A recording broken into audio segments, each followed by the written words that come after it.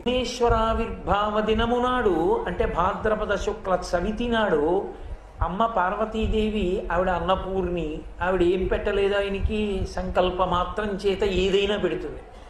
ఆయనకి ఇష్టం భక్ష్యములు భోజ్యములు ఈ రెండు వండి పెట్టింది. చక్కగా కడుపు నిండా తిన్నాడు. ఇంకా కొన్ని చేత్తో పట్టుకున్నాడు. అది పిల్లవాడి తత్వం, అందుకే విఘ్నేశ్వరుడు అలా పట్టుకుంటాడు, చేతిలో ఉండ్రాయి.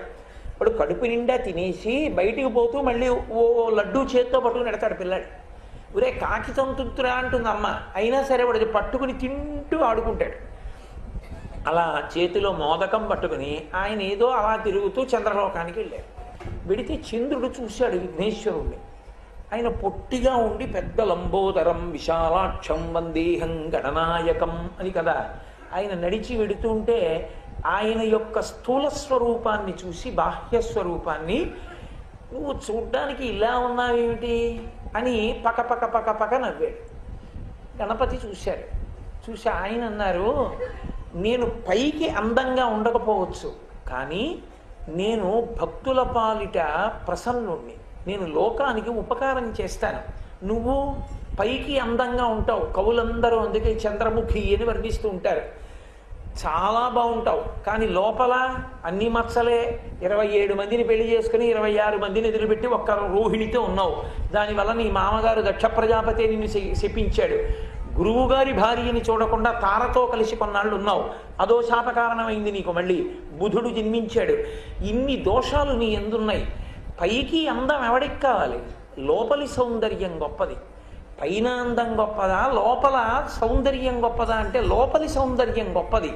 అది లేనివాడవు నువ్వు, ఉన్నవాడను నేను. నేను లోకోపకారం చేస్తాను, ప్రార్థన చేస్తే విఘ్నాలు తీస్తాను. నువ్వు నన్ను చూసి నవ్వావు. నేను ఏనుగు ముఖంతో రావడానికి కారణం గజాసుర సంహారం చెయ్యాలి కాబట్టి ఏనుగు ముఖంతో వచ్చాను. నన్ను చూసి నువ్వు నవ్వావు కనుక, నువ్వు అందంగా ఉంటాననేటటువంటి అతిశయంతో ప్రవర్తిస్తున్నావు కనుక, గర్వము అహంకారము మనిషిని పాడు చేస్తాయి కనుక, ఇక నుండి ఎవరు నీ వంక చూస్తారో వాళ్ళందరికీ నీలాప నిందలు కలుగుగాక. అంటే వాళ్ళు చెయ్యకపోయినా వాళ్ళు తప్పు చేశారని వాళ్ళ మీద ఆరోపణ వస్తుంది. దాని వలన కీర్తి నశించిపోతుంది, అపకీర్తి వస్తుంది అన్నారు. మరునాడు చంద్రుడు ఉదయించాడు. ఈ వార్త ప్రపంచమంతా తెలిసింది. చంద్రుణ్ణి కానీ చూస్తే నీలాప నిందలు వస్తాయని. చీకటి పడిన తర్వాత ఎవరికో ఏదో పని ఉందనుకోండి, బయటికి వెళ్ళవలసి వస్తే ఉత్తరీయం అడ్డు పెట్టుకుని, ఈ చంద్రుడు ఒకట్రా ఆకాశంలో అంత విఘ్నేశ్వరుడు చెప్పించాడు, సిగ్గు లేదైనా తిరుగుతూ ఉంటాడు అలాగా, ఎక్కడ చూసామంటే నీలాప నిందలు వస్తాయని అందరూ చీకటి పడేటప్పటికి ఎటున్నాడో చూడండి బాబా, అటువైపు చూడకండి అని తిడుతుండేవారు. దాంతో చంద్రుడు సిగ్గుపడిపోయాడు. అంటే ఎవరు అహంకారముతో లోకోపకారము చేసేటటువంటి వారిని అధిక్షేపిస్తారో వారు లోక నిందకు గురవుతారు. ఇప్పుడు అందరూ నిందిస్తే ఆయన అహంకారం విరిగిపోయింది, సిగ్గుపడిపోయి సముద్రంలోకి వెళ్ళిపోయాడు. అందుకే పాల సముద్రాన్ని చిలికినప్పుడు చంద్రుడు కూడా పైకి రావడానికి కారణం అదే. పాల సముద్రంలోకి వెళ్ళి దాక్కున్నాడు, అందులో ఉండిపోయాడు. ఇప్పుడు చంద్రుడు లేకపోతే ఓషధులు ప్రకాశించవు, ఓషధులు ప్రకాశించకపోతే అనారోగ్యం తగ్గదు. చంద్రుడు లేకపోతే ఆకాశానికి అందం లేదు, చంద్రుడు లేకపోతే చల్లతనం లేదు. కాబట్టి ఇప్పుడు దేవతలందరూ వెళ్ళి గణపతిని ప్రార్థించారయ్యా, చంద్రుడు లేకపోతే ఓషధులు ప్రకాశించట్లేదు, ఓషధులు ప్రకాశించకపోతే మాకెవ్వరికీ కూడా, అంటే మనుష్య జాతికి అనారోగ్యం కలిగితే అనారోగ్యాన్ని పోగొట్టుకోగలిగినటువంటి స్థితి లేకుండా పోయారు. కాబట్టి మీరు మళ్ళీ చంద్రుణ్ణి క్షమించండి అన్నారు. అంటే ఆయన అన్నారు, ఈ మాట చంద్రుణ్ణి చెప్పమనండి, నాది పొరపాటు అయిపోయింది అని ఒక్క మాట వాడిని అనమనండి. తప్పు చేశాడు రైటే, కానీ నేను తప్పు చేశానని ఒప్పుకున్న ఉత్తర క్షణంలో క్షమాభిక్ష పెడతాను. ఋషులు వెళ్ళి పాల సముద్రం దగ్గర నిలబడి చెప్పారు. వాళ్ళు చూడరుగా మరి చంద్రుణ్ణి. అందుకని వాళ్ళు పాల సముద్రం దగ్గర నిలబడి చంద్రా అని పిలిచి, నువ్వు గబుక్కుని బయటికి రాపో అని, మేము చెప్పేది విను, ఒక్కసారి విఘ్నేశ్వరుడి దగ్గరికి వెళ్ళి ఆయన పాదాల మీద పడి క్షమార్పణ అడుగు, లోకం అంతా బాధపడుతోంది నువ్వు లేక అన్నారు. అప్పుడు ఎవ్వరూ లేకుండా చూసి చంద్రుడు విఘ్నేశ్వరుడి దగ్గరికి వచ్చి ఆయన కాళ్ళ మీద పడి చెంపలేసుకుని క్షమార్పణ చెప్పాడు. శాపాన్ని నేను బాగా తగ్గించేస్తున్నాను. ఏ భాద్రపద శుక్లపక్ష చవితి నాడు నేను ఆవిర్భవించినటువంటి రోజున నేను చంద్రమండలానికి వచ్చినప్పుడు నన్ను చూసి నువ్వు నవ్వావో ఆ ఒక్క రోజే నిన్ను చూడకూడదు. ఆ ఒక్క రోజు నిన్ను చూస్తే నీలాప నిందలు వస్తాయి. మిగిలిన రోజులలో ఇబ్బంది లేదు, హాయిగా చక్కగా మళ్ళీ చంద్రమండలంలో ప్రకాశించమన్నారు. సంతోషంగా వెళ్ళిపోయాడు. సరే, ఈ కథ ఇలా నడుస్తోంది, లోకం నడుస్తోంది. భాద్రపద శుక్లపక్ష చవితి నాడు ఎవరూ చంద్రుణ్ణి చూడలేదు. కాసేపు అది అలా ఉంచండి, ఇంకొక వైపుకి రండి, ఇంకొక పార్శ్వానికి రండి. శ్రీకృష్ణ భగవానుడు ద్వారకానగర నిర్మాణం చేసి ఉగ్రసేనుడి చేత రాజ్యాన్ని నిర్వహింపచేస్తున్నాడు. అదే పట్టణంలో అక్రూరుడు, కృతవర్మ, శతధన్వుడు అని ముగ్గురు. ఈ ముగ్గురిలో అక్రూరుడు మహాభక్తుడు. ఇది ఇలా ఉండగా సత్రాజిత్తు అనబడేటటువంటి ఒక ఆయన సూర్య భగవానుణ్ణి ఉపాసన చేశాడు మంత్రముల చేత. సూర్యుడు ఎదురుగుండా సాకార రూపంలో కనపడ్డాడు. సూర్యుని యొక్క తేజస్సు అటువంటిది, దుర్నిరీక్షుడు ఆయన సాకార రూపంలో నడిచి వస్తుంటే ఆయన తేజస్సా, ఆయన మెడలో ఉన్న మణి తేజస్సా అన్నది అర్థం కానంత తేజస్సుతో వెలిగిపోతోంది ఒక మణి. చూశాడు సత్రాజిత్తు. మీ మెడలో ఉన్న మణి ఏమిటి అని అడిగాడు. దీన్ని శమంతక మణి అంటారు. ఇది రోజుకి కొన్ని బారువుల బంగారం పెడుతుంది, అంత గొప్పది అన్నాడు సూర్యుడు. వాళ్ళిద్దరూ మిత్రులు, సత్రాజిత్తు, సూర్య భగవానుడు. సత్రాజిత్ అన్నాడు, నాకు ఆ మణిని ఇచ్చేసేయమన్నాడు. అంటే సూర్య భగవానుడు అన్నాడు, ఇది మణి, మీతో మొదట చెప్పా కదా, మణి మంత్రము ఔషధము అందరికీ సరిపోవు. ఈ మణి నీ దగ్గర ఉండడానికి యోగ్యం కాదు. ఎందుకంటున్నానంటే ఈ మణి ఎవరి దగ్గర ఉందో వారు నిత్య శౌచులై ఉండాలి, ఎప్పుడూ శౌచంతో ఉండాలి. శౌచం తప్పితే అపకారం చేస్తుంది. అందుకని నా మాట విని ఈ మణి అడక్కన్నాడు. కాదు, నాకు ఆ మణి కావాలన్నాడు. అయితే తీసుకో, శౌచంగా ఉండు అని ఇచ్చేసాడు. ఒకానొక నాడు శ్రీకృష్ణ పరమాత్మ తన అంతఃపురంలో బలరాముడితో కలిసి కూర్చుని ఉండగా సత్రాజిత్తు ఆ ద్వారకా నగరానికి విజయం చేశాడు. ఆయనని చూసి ఆ ద్వారకానగరంలో ఉండేటటువంటి గోపాలురందరూ కూడా భ్రమపడ్డారు, సూర్యనారాయణుడే నడిచి వస్తున్నాడు అని. ఎందుచేత అంటే ఎందరో మహర్షులు, తపశ్శాలులు, తేజోమూర్తులు, దేవతలు కృష్ణుడి యొక్క దర్శనానికి వస్తూ ఉండడం అక్కడ రివాజు. కాబట్టి సూర్యనారాయణుడే నడిచి వస్తున్నాడు అని వాళ్ళు అనుకున్నారు. అనుకుని పరుగు పరుగున వెళ్ళి కృష్ణ భగవానుడికి చెప్పారు, అయా ఇవాళ సూర్యుడే దిగి వచ్చాడు, భూమి మీద నడిచి వస్తున్నాడు. ఆయన్ని చూడ్డానికి మా రెండు కన్నులతో సరిపోవడం లేదు, అంతటి తేజోమూర్తి అయి ప్రకాశిస్తున్నాడు. ఆతపీ మండలీ మృత్యు పింగళ సర్వతాపన అని మహానుభావుడికి పేరు కదా ఆయనకి. అందుకని ఆ సూర్యనారాయణుడు వస్తున్నాడు అన్నారు. అంటే ఒక చిరునవ్వు నవ్వి కృష్ణ పరమాత్మ అన్నారు, ఆ వస్తున్నవాడు సూర్యనారాయణుడు కాదురా, నిజంగా సూర్యనారాయణుడే కిందకి దిగి వస్తే ఈ భూమండలం ఉంటుందా? సత్రాజిత్ అనేటటువంటి రాజు సూర్యనారాయణమూర్తిని చేసినటువంటి ఆరాధనకి ప్రసన్నుడైనటువంటి పరమాత్మ ఆయనకి శమంతకమణి అనబడేటటువంటి మణిని బహూకరించాడు. ఆ శమంతకమణిని ధరించి సత్రాజిత్తు నడిచి వస్తుంటే సూర్యనారాయణుడే అని భ్రమపడ్డారు. అంటే మీరు ఆ మణి ఎంతటి దివ్య తేజస్సుతో ఉంటుందో ఆలోచించారు. ఆ మణికి ఒక ప్రత్యేకత ఉన్నది. సాధారణంగా మణులు అంటే ఏదో అలంకారప్రాయమై మెడలో వేసుకోవడానికి పనికొస్తాయేమో, కొన్ని మణులు విషం విరగడానికి కూడా పనికొస్తాయి, కొన్ని మణులు చంద్రుని యొక్క కిరణములు పడితే మరింత ప్రకాశిస్తాయి, చంద్రకాంత శిలల వంటివి, అలాగే సూర్యకాంత శిలలు. కానీ ఆశ్చర్యకరమైన విషయం ఏమిటంటే ఈ శమంతకమణికి ఒక విచిత్రమైన లక్షణం ఉంది. ఏమా లక్షణం అంటే ఎక్కడ శమంతకమణి ఉంటుందో అక్కడ దుర్భిక్షము రాదు, అక్కడ రోగములు రావు, అక్కడ ఉన్నటువంటి వాళ్ళకి ఏ విధమైనటువంటి మానసికమైనటువంటి పీడలు పొందకుండా ఉండగలరు దుర్భిక్షాది కారణముల చేత. అందుకని రోగములు రావు. ఇన్ని లక్షణములతో పాటుగా శమంతకమణికి ఒక శక్తి ఉంది. అది ప్రతిరోజు తెల్లవారేటప్పటికీ 8 బారువుల బంగారాన్ని పెడుతుంది. కాబట్టి ఎవరింట్లోనైనా శమంతకమణి 10 రోజులు ఉందనుకోండి, వాళ్ళ ఇంట్లో 80 బారువుల బంగారం వస్తుంది. సూర్యనారాయణమూర్తి అటువంటి మణిని సత్రాజిత్తుకు బహూకరించాడు.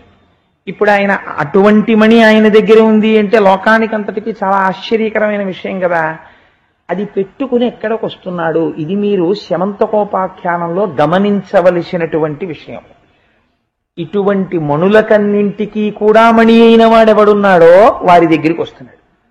వస్తున్నవాడు ఏ బుద్ధితో వస్తున్నాడు? ఇది చాలా ప్రధానం. మణిని ధరించాడు, ధరించి కృష్ణ దర్శనానికి వస్తున్నాడు. ఈ వార్త ముందే కృష్ణుడికి చేరింది. వస్తున్నవాడు సత్రాజిత్తు అని తెలుసుకున్నాడు. ఈ స్యమంతక మణితో వచ్చాడు. వచ్చి కృష్ణ దర్శనం చేశాడు. చేస్తే భగవానుడు చెప్పేటటువంటి మాట మీద విశ్వాసం ఉండాలి. విశ్వాసము అత్యంత ప్రధానం.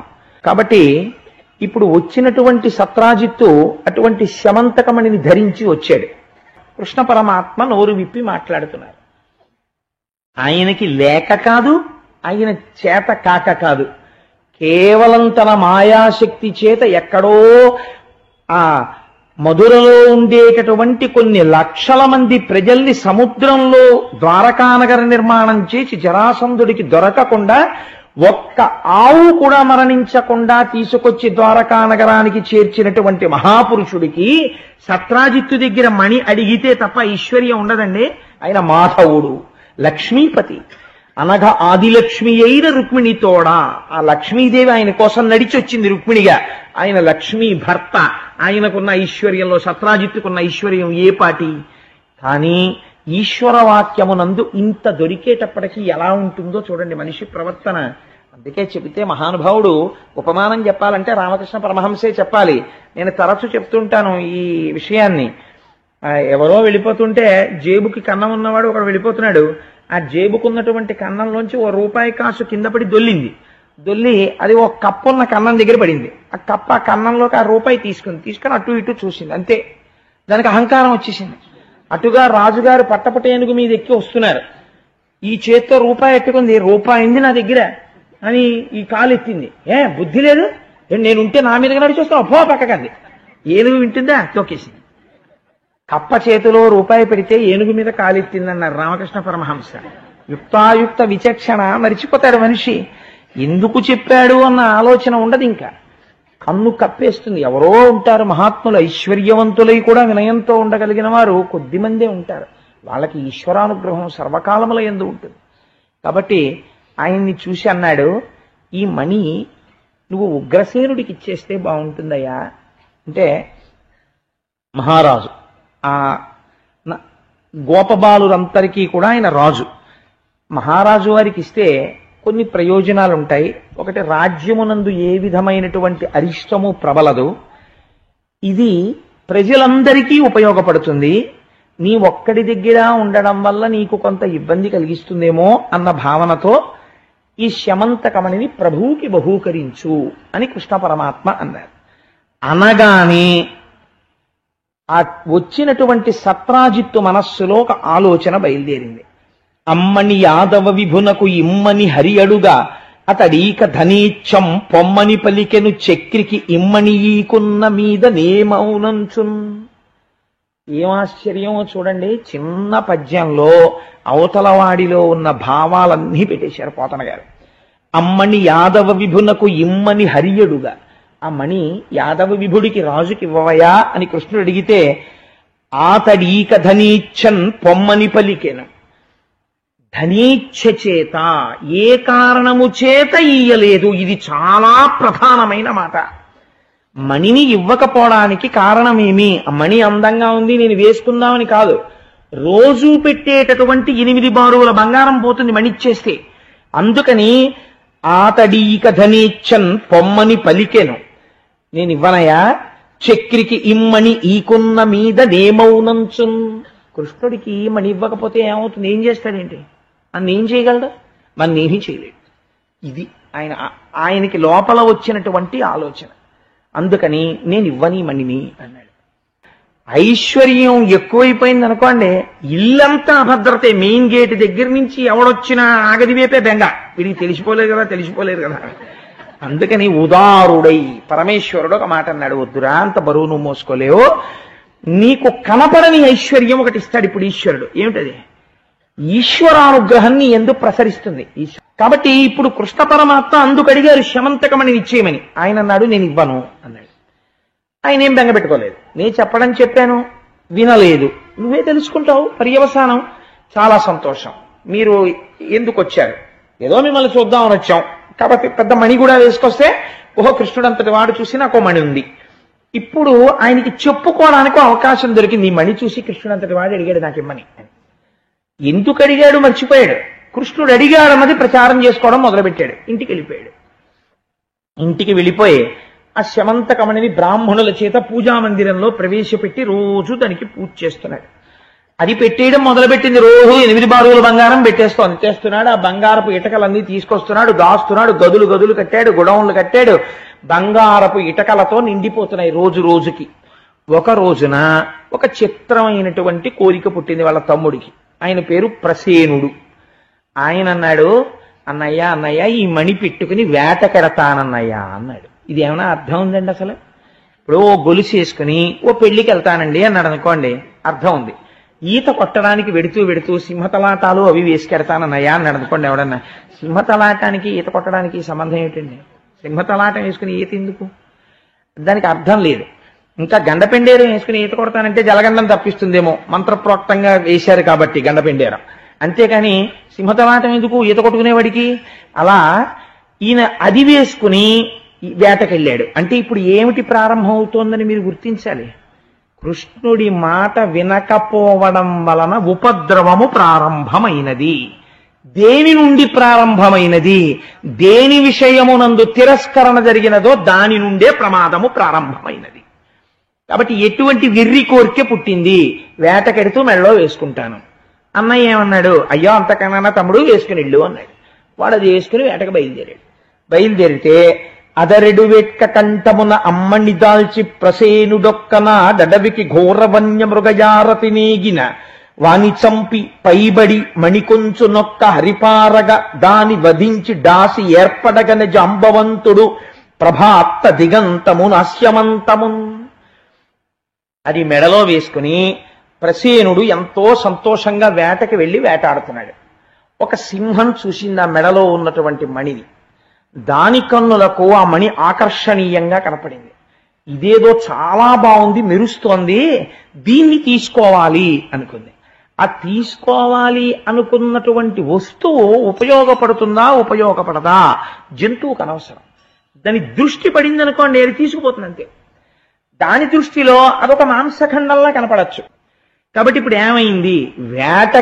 వేటకి మణి వేసుకెడదామన్న ఆలోచన ఎందుకు వచ్చింది? కృష్ణుడి మాట వినకపోవడంలోంచి వస్తోంది. ఇది ఎక్కడికి వెళ్ళింది?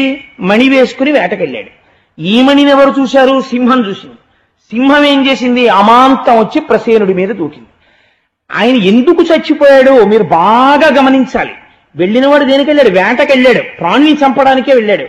చంపలేకపోయాడు. ఎందుకు చంపలేకపోయాడు అంటే అవతలవాడి మెడలో ఉన్నటువంటి మణిని గ్రసించడం మీద యువతల ఉన్న ప్రాణి యందు క్రౌర్యం అంతా పెరిగిపోయింది. చంపైనా లాగేయాలని మీద పడి చంపేసి ఆ మణిని తీసుకుని నోట కరుచుకుని వెళ్ళిపోతోంది సింహం. వెళ్ళిపోతుంటే అట్నుంచి జాంబవంతుడు వస్తున్నాడు. ఆయన ఇప్పటివాడు కాడు, త్రేతాయుగం నాటి ఆయన రామచంద్రమూర్తిని సేవించాడు. జాంబవంతుడు అంటే రామాయణంలో అలాంటి క్యారెక్టర్ ఇంకోటి ఉండదు. అంతటి మహానుభావుడు. ఆయన ఎటువంటి వాడో తెలుసా అండి? వామనమూర్తి బ్రహ్మాండములు నిండిపోయి పెరిగిపోతుంటే అటువంటి వామనమూర్తికి ఇంత మంచి అవకాశం ఎక్కడొస్తుందని 21 మార్లు ప్రదక్షిణం చేశాడు. అంటే ఎంత గొప్పవాడో చూడండి. నిజంగా అంతటి శక్తి సంపన్నుడు. సుందరకాండ దగ్గరికి వచ్చేటప్పటికి ఆయన అన్నాడు, అప్పుడు త్రివిక్రమావతారానికి 21 మార్లు ప్రదక్షిణం చేశాను ఆయ్ హనుమా, ఇప్పుడు మోకాళ్ళ నొప్పులు వెళ్ళలేను, 100 యోజనాలు దాటి నువ్వు వెళ్ళగలవాయ్ అన్నాడు. అంతటి వాడు జాంబవంతుడు. ఆ జాంబవంతుడికో వెర్రి కోరిక పుట్టింది. యుద్ధంలో సముద్రానికి సేతువు కట్టి రామచంద్రమూర్తి ఆవలివేపుకి వచ్చి దశకంఠుడి యొక్క 10 తలకాయలు కోసేస్తున్నప్పుడు, రామాయణం మీరు విన్నారు కదా, యుద్ధకాండలో రామరావణ యుద్ధం జరుగుతున్నప్పుడు మిగిలిన వాళ్ళందరూ ప్రేక్షకులు, ఇంకా యుద్ధం చేయలే. అసలు ఇలాంటి యుద్ధం చూడకపోతే ఎలాగని అందరూ అవతల బారేసి ధనస్సులు బాణాలు కూర్చుని చూడడం మొదలెట్టారు. వాల్మీకి మహర్షి ఉపమానం చెప్పడానికి ఆయనే సాటి. ఆయన అన్నారు, సముద్రానికి సముద్రం ఉపమానం, రామరావణ యుద్ధానికి రామరావణ యుద్ధం ఉపమానం, దానికి ఉపమానం లేదన్నారు. అలాంటి అస్త్రశస్త్ర ప్రయోగం జరిగింది. చూశాడు జాంబవంతుడు. ఆయనకు ఒక కోరిక పుట్టింది. అబ్బా ఏమి మొనగాడరా, ఏమి పరాక్రమం రా మహానుభావుడిది, ఏమి యుద్ధం చేశాడరా, ఒక్కసారి ఇంతో యుద్ధం చేయాలనుకున్నాడు. అంతా అయిపోయిన తర్వాత రాముడు వచ్చి ఏమిటి నీ కోరిక అంటే, ఓసారి మీతో యుద్ధం చేయాలనుందన్నాడు. ఆయన మర్యాదా పురుషోత్తముడు. తనకి ఇంత సాయం చేసినటువంటి స్నేహితుడితో సరదాకి కూడా యుద్ధం చేయడు. రామాయణం నేర్చుకున్నవాడిది తెలుసుకోవాలి. నా సుహృత్, నా స్నేహితుడు అని ఒకసారి అన్నాడు అనుకోండి, జీవితంలో అవతల వాడు దారి తప్పితే దారి దిద్దాలి తప్ప అవతల వాడిని ఎట్టి పరిస్థితులలోనూ కూడా పొరపాటు సరదాకి కూడా ఇక దెబ్బలాడకూడదు. ఒకసారి స్నేహితుడు నువ్వు అంగీకరిస్తే విడిచిపెట్టంతే కొంతకాలం. నీతో దూరంగా ఉండడం వల్ల ఆయన మార్గం మళ్ళీ తెలుసుకుని నిన్ను చేరుతాడు తప్ప సరదాకి కూడా ఆయనతో దెబ్బలాడను ఇవాళ అని అనరాదు. నువ్వు అంత నిగ్రహంతో ఉండాలి. మర్యాదా పురుషోత్తముడైన రాముడు నేర్పాడు. కాబట్టి జాంబవంతుడు అన్నాడు, నువ్వు అడిగినా ఈ జన్మలో నీకు ఆ కోరిక తీరదు. నేను ఈ అవతారంలో ఉండగా నీకు ఆ కోరిక తీరదు. వచ్చే అవతారంలో నేను శ్రీకృష్ణుడిగా వస్తాను, అప్పుడు నీకు ఇటువంటి కోరిక తీరుతుంది అన్నాడు. అందుకని జాంబవంతుడు ఆ రోజున రాముణ్ణి వరం అడిగాడు. కానీ వరం ఎప్పుడు తీరింది? కృష్ణావతారంలో తీరుతోంది. ఎందుకని? వస్తురీత్యా పదార్థం ఒక్కటే. అదే రాముడు కృష్ణుడిగా వచ్చాడు, రాముడిగా ఎందుకు తీర్చాడు? మర్యాదా పురుషోత్తముడిగా ఉన్నాడు, స్నేహితుడితో యుద్ధం చేయడు.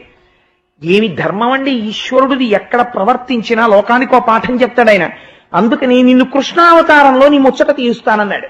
ఇప్పుడు ఆ ముచ్చట తీరాలి. కాబట్టి ఇప్పుడు ఏమైంది? ఆ సింహం మణిని పట్టుకుని పోతూ ఉంటే జాంబవంతుడు చూశాడు. చూసి జాంబవంతుడు వెళ్లి సింహంతో యుద్ధం చేశాడు. జాంబవంతుడి బలం ముందు ఓ సింహం ఎక్కడ ఆగుతుంది? సింహాన్ని చంపి జాంబవంతుడు మణిని పట్టుకుని గుహలోకి వెళ్ళిపోయాడు. జాంబవంతుడికి తెలుసు అది తినే పదార్థం కాదు, అది కేవలము ఒక మణి. కాబట్టి ఇప్పుడు ఆ మణిని ఎక్కడ తీసుకెళ్లి పెట్టాడు అంటే, దాన్ని తీసుకెళ్లి కని జాంబవంతుడామణి కొని పోయి సమీప శైల గుహచొచ్చి ముదంబున తన కూరిమిసుతునకు ఘన కేళి కందుకంబుగా చేసె నృప. కొడుకు పుట్టి ఉన్నాడు జాంబవంతుడికి. ఆ కొడుకు ఉయ్యాలలో ఊగుతున్నాడు. ఆ కొడుకు ఆడుకోవడానికి ఆ కొడుకు ఉయ్యాల పైదండె మీద ఈ మణి కట్టాడు. వాడు ఆ మణి చూసి ఉంగా ఉంగా అంత కాంతిగా ఉన్న వస్తువుని చూసి పిల్లల దృష్టిని తొందరగా ఆకర్షిస్తాయి కొన్ని కొన్ని వస్తువులు. ఏదో చిలుక టపటపటపటపలు ఆడుతోంది అనుకోండి, అదేదో కుయ్ కుయ్ అంటోంది అనుకోండి, వాళ్ళు వెంటనే దాని వైపు కన్నార్పకుండా చూసి ముందు దాన్ని ఇలా పట్టుకుని ఆ తర్వాత ఇలా నోటి దగ్గరికి తెచ్చుకుని నోట్లో పెట్టేసుకుని కొరికేద్దామని చూస్తారు. చూసి అదేదో కుయ్కీలాడుతుంటే వీళ్ళు కూడా పెద్ద నవ్వులు నవ్వేసి ఆడేసుకుని పొంగిపోతారు.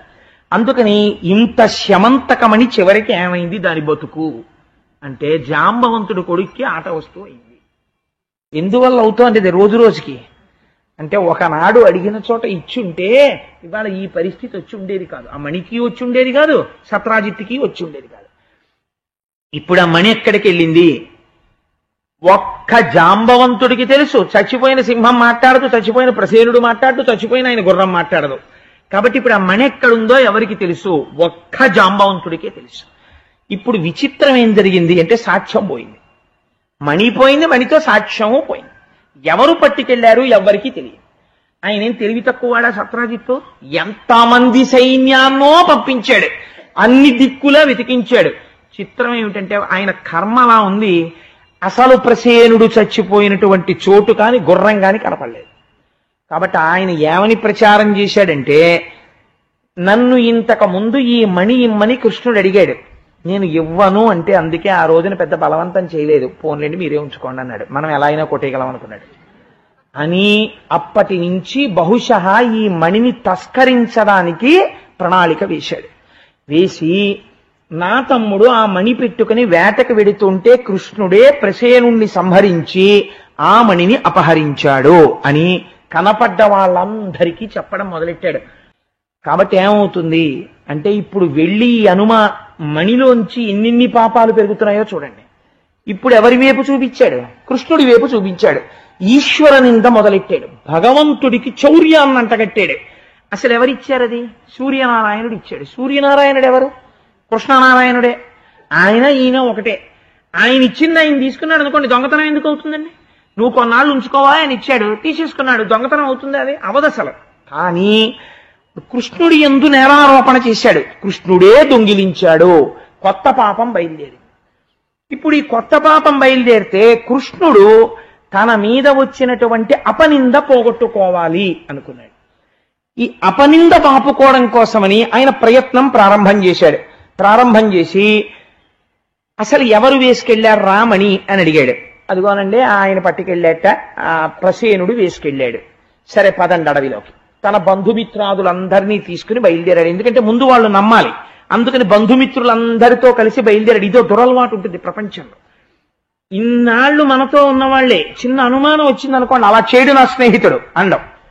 కాబట్టి ఇప్పుడు ఈ బంధుమిత్రులందరికి అనుమానం తీరాలి, అన్వేషణ మొదలు పెట్టాడు. చూడండి ఏ స్థితికి వచ్చిందో ఈశ్వరుడి స్థితి. ఎందుకని ఒకరిని అడిగినటువంటి పాపానికి. లోకం పోకడ ఎలా ఉంటుందో చూపిస్తున్నారు, మోహబుద్ధి ధనమునందు ఎలా ఉంటుందో చూపిస్తున్నారు. అందుకని వెళ్ళాడు. వెళ్ళి వెతుకుతున్నాడు. అక్కడ ప్రసేనుడి యొక్క గుర్రము ఆయన కళేబరము కనపడ్డాయి, మణి లేదు. కాబట్టి ప్రసేనుడి గుర్రాన్ని ప్రసేనుణ్ణి ఎవరో చంపుండాలి. ఎవరు చంపుంటారు? మళ్లీ సాక్ష్యం కోసం వెతికారు. సింహం యొక్క అడుగుజాడలు కనపడ్డాయి. అయితే సింహం చంపింది. ఈ సింహం ఎటు వెళ్ళింది? సింహం అడుగుజాడలు వెళ్ళిన వైపుకి వెళ్ళారు. ఇప్పుడు సింహం అడుగుజాడల దగ్గర ఒక భల్లూకము యొక్క అడుగుజాడలు కనబడ్డాయి. అంటే ఈ సింహాన్ని ఒక భల్లూకం చంపింది. ఈ భల్లూకం ఎటు వెళ్ళింది? ఆ భల్లూకం ఉన్న వైపుకి వెళ్ళారు. వెడితే అది ఒక పర్వత గుహలోకి వెళ్ళిపోయాయి అడుగుజాడలు. ఇప్పుడు ఆ భల్లూకం ఎక్కడుంది? పర్వత గుహలో ఉంది. ఎవరా భల్లూకం? సింహాన్ని చంపిన భల్లూకం. కాబట్టి ఎవరు పడితే వాళ్ళు లోపలికి వెడతారు ఏమిటండి? మీరు వెళ్ళండి అంటారు. కొంచెం బలంగా ఉండేవాడిని ఏమంటారంటే, మీరు వెళ్ళండి మేస్టారు, మేము బయట ఉంటాం, ఇక్కడే ఉంటాం, ఎక్కడికి వెళ్ళిపోండి, మేము ఇక్కడ ఉంటాం, మీరు వెళ్ళి పని చేసుకొచ్చేయండి, మనం కలిసి వెళ్ళిపోదాం, మేము ఎక్కడికి వెళ్ళాం మీరు వచ్చేవరకు అంటారు. మీరు చాలా మందిని అక్కడే మీరు ఎంత స్నేహం చెయ్యొచ్చో తెలిసిపోతుంది. ఏం పర్వాలేదో నేనున్నాను, కష్టం వచ్చినప్పుడు కాకపోతే ఎందుకో, friend in need is a friend indeed, నేనున్నానన్నవాడు బంధువు. అంతేకాని వాడు కష్టంలో ఉన్నప్పుడు వీడికి సంతోషం సంకలు కొట్టుకుని ఇంట్లో చెప్పుకుంటాడు. వాడు ఇవాళ వృద్ధిలోకి వస్తే వాడికి ఏడుపు, తలుచుకుని ఏడుస్తుంటాడు. వాడు బంధువు ఏమిటంటే రాబంధువు. వాడు అందుకే పనికొస్తాడంతే, ఇంకొక దానికి పనికిరాడు, దేహబంధువుగా వాడు. కాబట్టి అలాంటి బంధుత్వాలు ఎలా ఉంటాయో చూపిస్తున్నారు ఆ ఆఖ్యానంలో. వీళ్ళందరూ గుహ బయట ఉంటా ఉన్నారు. మీరు వెళ్ళి చూసిరండి అన్నారు. చూసిరండి అంటే ఏంటి? మీ మీద ఆపద. ఎవరిది పని? మీది. మీ మీద వచ్చింది నింద, మా మీద వచ్చింది ఏమిటి? మేము ఎత్తుకుపోయామన్నారా? మీరు ఎత్తుకుపోయారన్నారు. ఇక్కడ వరకు అంటే ఏదో వచ్చాం మీతో పాటు, కాస్త కాఫీయో టిఫినో తింటూ దొరికితే తింటూ వచ్చాం. ఇంకా ఈ భల్లూకం ఇందులోకి వెళ్ళిందని తెలిసింది. గుహ ఇది, గబుక్కుని కొట్టేస్తే అది ఏమోలో కూర్చుని చీకట్లోను. నింద మీది కాబట్టి అయ్యా మీరు వెళ్ళండి అని నోరు విప్పి చెప్పరు, అదో గమ్మత్తు. మీరు వెళ్ళండి మేము బయట ఉంటాం అంటారు. అంటే ఏడు దాని ఉద్దేశం, ఎవడి మీద నింద ఉందో వాడు వెళ్ళాలని. అందుకు సిద్ధపడ్డాడు. ఒక్క మణిలోంచి లోకంలో ఎన్ని రకాలైనటువంటి శీల ప్రవృత్తి కలిగిన వాళ్ళు ఉంటారో స్వామివారు ఫిల్టర్ చేస్తున్నారు లోకానికి. ఇన్ని పాఠాలు చూపించేస్తున్నాడో చూడండి. ఇప్పుడు ఈయన లోపలికి వెళ్ళాడు. ఉయ్యాల మీద మణి వేలాడుతోంది, ఎవ్వరూ లేరు గుహలో. కాబట్టి పని అయిపోయింది, వచ్చింది, మణి తీసుకుపోవచ్చు. వెళ్ళి ఆ మణిని తీసుకున్నాడు. అక్కడ ఒక దాది ఉంది, ఆ దాది చూసింది. మణిని పట్టుకెళ్ళిపోతున్నారు ఎవరో అని పెద్ద కేకలేసింది. కేకలు వేసేటప్పటికి లోపల పడుకున్నటువంటి జాంబవంతుడు బయటికి వచ్చాడు. మణిని పట్టుకుపోతున్నాడు అన్నదే చెవిన వినపడింది తప్ప ఆకార స్వరూపముల చేత తన స్వామి అని గుర్తించలేక కలియబడ్డాడు. కలియబడితే లోపల కొన్ని రోజుల పాటు భయంకరమైన యుద్ధం జరుగుతోంది. వీళ్ళు ఏమన్నారు? మేము ఉంటాం మీరు వెళ్ళండి అన్న వాళ్ళు ఉన్నారు కదా. వీళ్ళు ఏమన్నారంటే, లోపల ఒక అనుమానం ఒకటి మొదలవుతుంది. ఏమిటో తెలుసా అండి? లోపలికి వెళ్ళిన వాడు ఇన్నాళ్ళైనా రాలేదు, వాడు రావట్లేదు, అది వస్తే మనము ఉండం కదా. అందుకని ఎందుకు వచ్చింది? వాడు వెళ్ళి ఇంకా రాలేదని చెప్పేస్తే గొడవ వదిలిపోతుంది. వస్తే వస్తాడు, బయటకు వచ్చిన వాడు రాడేంటి ఊళ్ళోకి అని నచ్చ చెప్తారు. లోకం యొక్క తీరు ఎంత గమ్మత్తుగా ఉంటుందో చూడండి. కాబట్టి ఏం చేశారు? అందరూ కలిసి ఊళ్ళోకి వెళ్ళిపోయారు ద్వారక. వీళ్ళందరి కోసం ఆయన మధుర నుంచి ద్వారక తీసుకొచ్చాడు, ఒక్కళ్ళకి దెబ్బ తగలకుండా. ఆయన వచ్చే వరకు ఒక్కడు బయట కాపున్నాడు. ఇది విచిత్రం. కాబట్టి ఏం చేశారు అంటే, వీళ్ళందరూ వెళ్ళిపోయారు ద్వారక. వెళ్ళిపోయి ఏం చేశారు అంటే, వెళ్ళి అంతఃపురంలో ఉన్న వాళ్ళకి చెప్పారు, లోపలికి వెళ్ళాడండి, చాలా రోజులైంది బయటికి రాలేదు. కాబట్టి ఏమనుకుంటారు ఉన్నవాళ్ళు? వెంటనే ఒక ఆలోచనకు వచ్చేస్తారు, కృష్ణుడు శరీరమును వదిలిపెట్టాడు అని. ఇంకా ఒక చిన్న ఆశ, కృష్ణుడు బ్రతికున్నాడేమో. ఇది మీరు బాగా పట్టవలసినటువంటి రహస్యం ఒకటి ఉంది ఇక్కడ. ఇప్పుడు కృష్ణుడు ఏ స్థితిలో ఉన్నాడని ఆయన ఆత్మీయులు నమ్ముతున్నారు, ఆయనకి చింగిన జనం నమ్ముతున్నారు, నిజమైన వాళ్ళు, రుక్మిణి మొదలైన వాళ్ళు. ఆయన ప్రమాదమునందున్నాడు అని నమ్ముతున్నారు. ఇప్పుడు ఈ ప్రమాదము నుంచి ఎవరు ఉద్ధరిస్తారు ఇప్పుడు రుక్మిణీదేవి అంతఃపుర జనం కలిసి ఎవరిని స్తోత్రం చేశారో తెలుసా అండి? దుర్గాదేవిని స్తోత్రం చేశారు. ప్రమాదం జాతకంలో ముంచుకొస్తుంటే ఉద్ధరించగలిగిన శక్తి ఈ లోకమునందు ఎవరికి ఉన్నది? దుర్గకే ఉన్నది. అందుకే కృష్ణావతార ఘట్టమంతా కృష్ణుడు దుర్గా పక్క పక్కన వెళ్ళిపోతుంటారు. మీకు ఎన్నో సందర్భాల్లో నేను చూపించా కృష్ణజననం దగ్గర నుంచి. అంటే దుర్గమ్మని స్తోత్రం చెయ్యగానే ఆవిడ మాట్లాడింది. ఏమని మాట్లాడింది అంటే, కృష్ణుడు ప్రమాదమునందు లేడు, కృష్ణుడు వచ్చేస్తాడు, మీ అందరికీ త్వరలోనే ఆయన దర్శనం అవుతుంది, తొందరపడవద్దు అని చెప్పింది. ఆర్తి ఇక్కడుండి ప్రార్థన చేస్తే భగవంతుడు ఏదో ఒక రూపంతో పలికి తీరుతాడు. ఇప్పుడు ఈ మాట విని అంతఃపురంలో ఉన్న వాళ్ళందరూ సంతోషిస్తున్నారు. యుద్ధం చేశాడు డస్సిపోయి ఒంటిలోంచి రక్తం కారుతుండగా క్రింద పడిపోయాడు జాంబవంతుడు.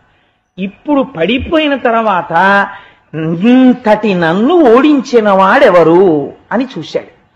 ఇప్పుడు జ్ఞాపకానికి వచ్చింది, త్రేతాయుగంలో ఏ మహానుభావుడు, ఒక యుగం అయిపోయిందండి అప్పటికి, ఆ త్రేతాయుగంలో ఏ మహానుభావుణ్ణి మేమందరం సేవించక సముద్రమంతటిది దారిచ్చిందో, కోదండానికి బాణం సంధిస్తే ఎవరు లంకాపట్టణాన్ని చేరి అరివీర భయంకరుడై 10 తలల దశకంఠుణ్ణి పరిమార్చాడో ఆ మహానుభావుడు నాకు వరమిచ్చాడు కృష్ణావతారంలో కోరిక తీరుస్తానని.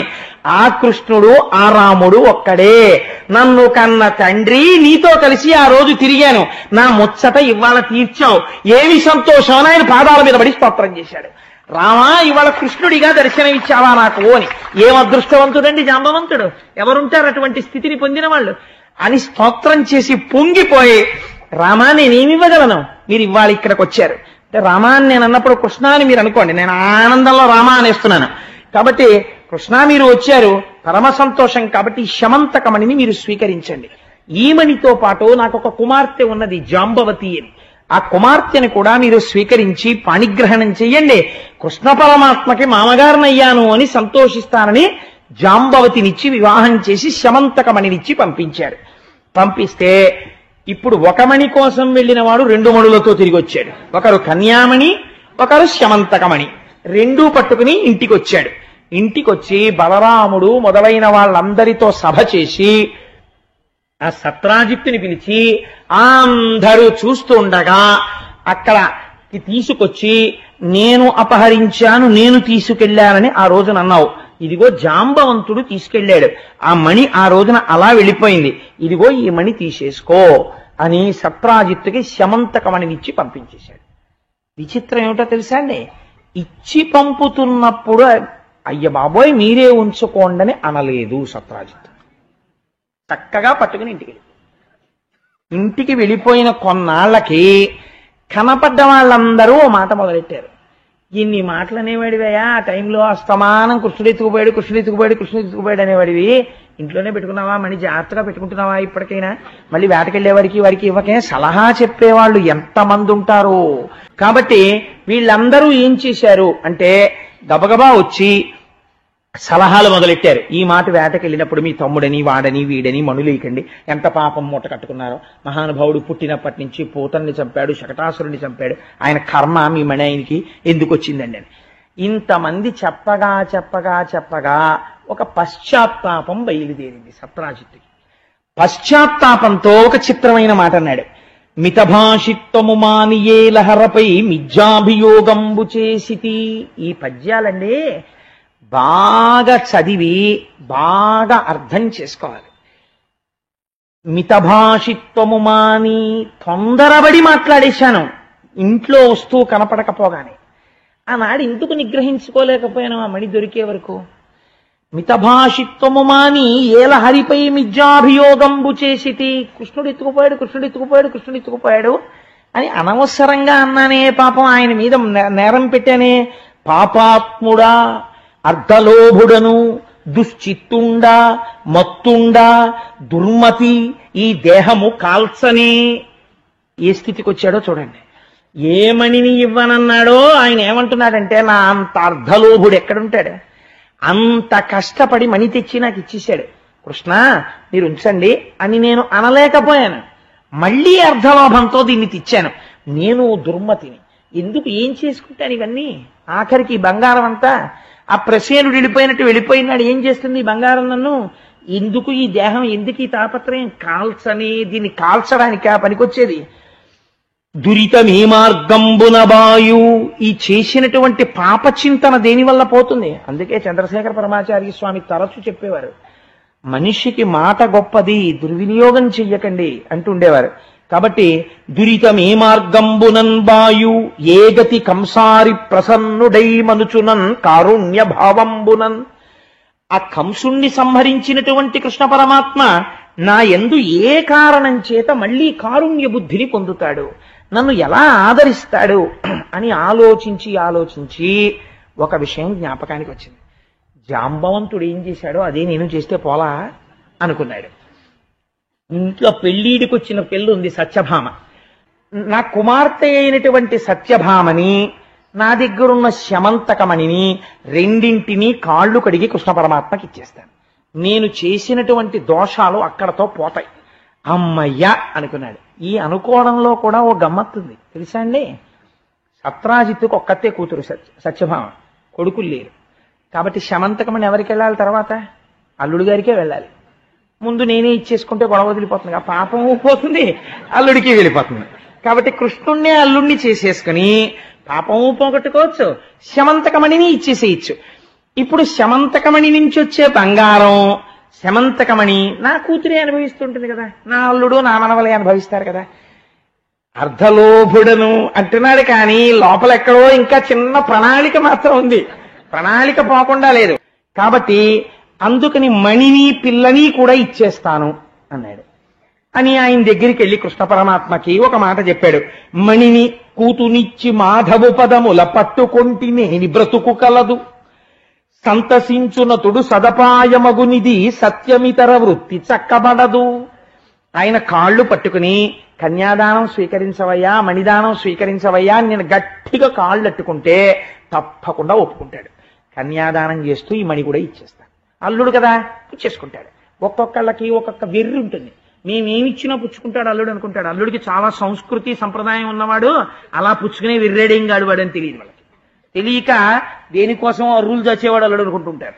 కాబట్టి ఆ వచ్చినటువంటి వాడికి శమంతకమణిని కూడా ఇస్తే పుచ్చేసుకుంటాడు అనుకున్నాడు ఆయన. ఆయన పరమాత్మ, ఆయనకి అలా ఈయన బుద్ధి ఆయన కనిపెట్టగలడని తెలుసుకోలేకపోతున్నాడు సత్రాజిత్ ఇంకా. కాబట్టి ఏం చేశాడు? మనపూర్వకంగా ఇచ్చినదైతే ఎందుకు పుచ్చుకోడండి? సత్యభామని పుచ్చుకున్నవాడు శమంతకమణిని పుచ్చుకోడు. ఆయన అన్నాడు, తీరా కన్యాదానం చేసేటప్పుడు కాళ్ళు కడిగించుకుని పిల్లమెళ్ళలో తాళి కట్టేశాక పెద్ద పెట్టోటి తీసి పట్టుకొచ్చి అల్లుడు గారు పుచ్చుకోండి అన్నాడు. నీ ఆలోచన నాకు తెలుసు అనుకుని కృష్ణుడు అన్నాడు, మణి ఇచ్చినాడు వాసరమణి నీకును మాకు కలవు మణులు, కుమారీమణి చాలునంచు కృష్ణుడు మణి సత్రాజిత్తునకు మరలగనిచ్చెన్. ఆయన అన్నాడు, మణులు నీకు ఉన్నాయి మాకు ఉన్నాయి, ఇంతకు ముందోసారి అడిగాను నువ్వు చెప్పావు చాలే అనుకుని మనసులో, ఇప్పుడు నువ్వు పట్టుకొచ్చి మాకు ఇస్తానన్నమణి కన్యామణి ఆమెని స్వీకరించాం. ఇలాంటి మణులు మీకు ఉన్నాయి మాకు ఉన్నాయి, మాకు అక్కర్లేదండి, మణి మీరు ఉంచుకోండి అని ఇచ్చేసాడు. ఇప్పుడు నేరకపోయి పుచ్చుకుని ఒక్కసారి ఇవ్వనందుకు ఎంత బరువు అయి కూర్చుందో చూడండి. అది ఇక్కడ శుద్ధితో లేనప్పుడు మళ్ళీ వెంటబడ్డా ఈశ్వరుడు పుచ్చుకోవట్లేదు. ఇక్కడ శుద్ధితో ఒక తృణం ఇలా ఇస్తే, అందుకే అంటాడు ఆయన, ఒక్క చిన్న క్లాసు పెట్టాడు భగవద్గీతలో, నువ్వేమిస్తావురా నాకు, నీ బుర్రా యావదావర్తతే చక్రం యావతీ చ వసుంధరా తావత్వమిహ సర్వత్వం స్వామిత్వం అనువర్తయ. సూర్యచంద్రులున్నంత కాలం ఈ బ్రహ్మాండములన్నీ నావి. నేను సృష్టించిన ఐశ్వర్యం నా కటాక్షం లేకపోతే బియ్యం గింజల్లోంచి వరి మొక్క ఎక్కడి నుంచి వచ్చిందిరా? నేనే ఇస్తే నువ్వు తిన్నావా, నువ్వు పెడితే నేను తిన్నానా? అయినా తింటా నువ్వు పెడితే. పత్రం పుష్పం ఫలం తోయం యోమే భక్త్యా ప్రయచ్చతి. ఓ చిన్న మాట పక్కనెట్టాడు. నేను దరిద్రుడనై నీ దగ్గర పుచ్చుకోను. పత్రం ఒక ఆకి తీసుకుంటాను, పుష్పం ఒక తుమ్మి పువ్వు ఇలా పుచ్చుకుంటాను, ఫలం ఒక్క పండి శబరి అయిపోతావు, తోయం ఇన్ని నీళ్లు పోయి పరమపదాన్ని ఇచ్చేస్తాను. కానీ ఒక్కటి మాత్రం ఉండాలి, యోమే భక్త్యా ప్రయచ్చతి. ఈశ్వర, ఇది నువ్వు నాకిచ్చింది నీకిస్తున్నాను, నేను నీకివ్వట్లేదని ఇలా వంచి తల పొంగిపోతాను. ఇలా ఎత్తి నేనిస్తున్నానని ఇస్తే ఓరి నాయనోయ్ ఎంత అల్లర్రోయ్ అనుకోవలసి వస్తుంది నేనంటాడు పరమాత్మ. సరే, అందుచేత మీకు మణులున్నాయి, మాకు మణులున్నాయి, వద్దులేండి, కన్యామణిని ఇచ్చారు కదా తీసుకుంటాం, ఈ స్యమంతకమణిని మీరు పట్టుకెళ్ళిపోండి మాయగారు అన్నాడు. వీడు మళ్ళీ పెట్టిలో పెట్టుకు తెచ్చేసుకుని ఇంట్లో పెట్టుకున్నాడు. కొన్నాళ్ళు అయిపోయింది. అయిపోయిన తర్వాత ఎన్ని విచిత్రాలండి, ఒక్క శమంతకోపాఖ్యానం ఎన్ని మలుపులు తిరిగిపోయిందో. కృష్ణ పరమాత్మ ఇంద్రప్రస్థానికి వెళ్ళారు. ధర్మరాజాదులని ఒకసారి చూసొద్దామని. ఎందుకు ఎడతారు అస్తమానం ఇంద్రప్రస్థానికి అంటే, వాళ్ళు ఎప్పుడూ కృష్ణుణ్ణే తలుచుకుంటుంటారు. అందుకని అస్తమానం ఇంద్రప్రస్థానికి ఎడతారు. ఎక్కడ ఈశ్వరుణ్ణి మనసారా తలుచుకుంటున్నామో అక్కడికి అస్తమానం ఈశ్వరుడు అక్కడే కూర్చుని ఉంటాడు. లక్ష్మీదేవి కూడా ఏమిటండి కూర్చోవడం, ఇంటికి రండి అని బతిమాలాలు తప్ప ఆయన రాడు. ఈలోగా ఒక విచిత్రమైనటువంటి స్థితి ఏర్పడింది. కృతవర్మ, అక్రూరుడు వీళ్ళిద్దరూ కృష్ణుడికి సామాన్యమైన భక్తులు కారు. అక్రూరుడే, కృతవర్మే. అక్రూరుడు గురించి మీరు విన్నారు కదా, ఆయన పొందిన దర్శనం అటువంటి దర్శనం కాదు. ఈ అక్రూరుడు, కృతవర్మ కలిసి ఒక రోజున శతధన్వుణ్ణి పిలిచారు. కృష్ణుడు లేడు ఊళ్ళో, ఇంద్రప్రస్థానికి వెళ్ళాడు. ఏమోయ్, నీకు జ్ఞాపకం ఉందా, సత్రాజిత్తు సత్యభామని నీకిచ్చి పెళ్లి చేద్దాం అనుకునేవాడు. శమంతకమణిని కృష్ణుడు తీసుకొచ్చిన తర్వాత ప్రసేనుణ్ణి చంపి తీసుకుపోయింది జాంబవంతుడే అని జాంబవంతుణ్ణి గెలిచి శమంతకమణిని తెచ్చి తిరిగి సత్రాజిత్తుకి ఇచ్చాక ఇప్పుడు తీసుకెళ్లి సత్యభామని కృష్ణుడికి ఇచ్చేశాడు. అంటే మాట మార్చేశాడా లేదా? నీకు ఇస్తానన్న పిల్లని ఇవ్వకుండా చేసేసాడా లేడా? కృష్ణుడు ప్రస్తుతం ద్వారకలో లేడు, ఇంద్రప్రస్థానికి వెళ్ళాడు. నీకు ఇదే మంచి అవకాశం, వెళ్ళి సత్రాజిత్తుని చంపేసి శమంతకమణి నువ్వు వెతుకుపో అన్నారు. ఎవరు చెప్పారు ఈ మాట? అక్రూరుడు, కృతవర్మ. ఎటువంటి అక్రూరుడు? అంతటి మహాభాగవతుడు ఈ మాట చెప్పాడు. రాసేటప్పుడు వ్యాసుడు కాని, పోతన కాని నిర్మోహమాటం, జరిగింది జరిగినట్టే రాసేస్తారు. అక్రూరుడు కదా, ఇలా రాస్తే బాగుంటుందా అని ఇలా ఏం వేళ్లు విరుచుకోరు గంటాలు పక్కనెట్టి. ఇప్పుడు అక్రూరుడి మాట నమ్మి ఉన్నవాడు ఉన్న ఫలంగా శతధన్వుడు సత్రాజిత్ అంతఃపురానికి వెళ్ళాడు. సత్రాజిత్తు గాఢ నిద్రలో ఉన్నాడు. నిద్రపోతున్నవాణ్ణి చంపకూడదు అన్న నియమం కూడా పాటించకుండా ఆ నిద్రపోతున్న వాడి కుత్తుకు కోసేస్తుంటే వాడు పెద్ద కేకలేశాడు పాపం సత్రాజిత్తు. ఆ కేకలు వేస్తుంటే అంతఃపురకాంతలందరూ పరిగెత్తుకొచ్చారు. అయ్యో అయ్యో అయ్యో అలా చంపకని. చంపేసి పూజామందిరంలోకి వెళ్ళి శమంతకమణికి గుర్రం ఎక్కి పారిపోయాడు శతధన్వుడు. పారిపోయి ఎవరి దగ్గరికి వచ్చాడు? ముందు కృతవర్మ దగ్గరికి వచ్చాడు. వచ్చి నువ్వు చెప్పినట్టే చంపేశాను సత్రాజిత్తుని, ఇప్పుడు ఏం చెయ్యను అన్నాడు. అంటే ఇప్పుడు మన ఇద్దరం కలిసి ఏం చేద్దాం తర్వాత, నువ్వు చెప్పావు కదా నేను చేసేసానన్నాడు. ఇప్పుడు ఏం చెయ్యాలో సలహా చెప్పు, నాకు ఉపకారం చేయను అంటే కృతవర్మ అన్నాడు, అక్కట రామకృష్ణులు మహాత్ములు వారలకెగ్గుసేయగా ఇక్కడ ఎవ్వడోపు వినుమేర్పడ కంసుడు బంధుయుక్తుడై చిక్కడే మున్ను మాగధుడు సేనలతో 17 తోయముల్ దిక్కుల పారడే మనకు దృష్టము వారల లవు వింతయే అన్నాడు.